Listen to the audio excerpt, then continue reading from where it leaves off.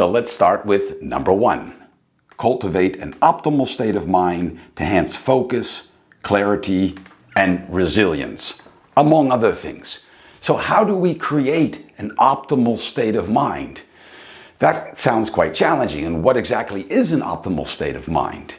In the lessons that I teach my students, we always try to take a few steps back before trying to run too quick forward. So taking a step back is really, first of all, realizing that you are in control, complete control of your internal environment, so of your state of mind. That's the one thing in life we really do have control over. We obviously don't have control over our external environment, or perhaps very little, depending on the circumstances. So in order to deal more effectively with the external environment, which will be part of the second battle, how to deal more effectively with the external environment, we first, of course, have to master ourself. So Kung Fu and the first battle talks about this in great length. Hundreds of years ago, when the warriors were preparing for battle, they really needed a strong mental and physical connection. It wasn't enough just to build a strong body.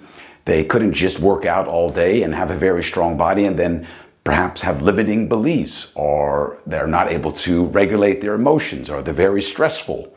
Doesn't really work that great. At the same time, they also didn't have the time to sit in caves and meditate for a few years. So they really needed to find a way of cultivating a strong mind and body, and to make that a holistic approach. So the first step in cultivating a strong mind is awareness.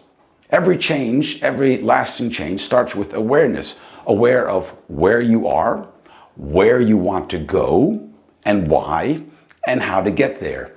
So it's important to basically take stock of where you are mentally right now. And what do I mean by that? Take a look at how you go through the day. Are you stressed often? Are you triggered very quickly? Do you get very emotional when something very small happens? So don't get me wrong, all emotions are okay. It's good to be able to experience a wide range of emotions. It's what makes us human. It's what makes us healthy.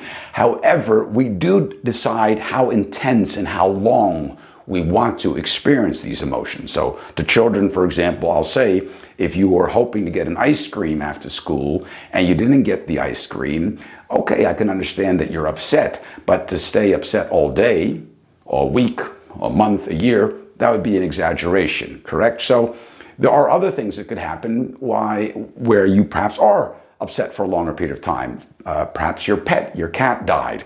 So that's a little bit more extreme. So it'd be a little bit strange if you weren't sad after a couple hours.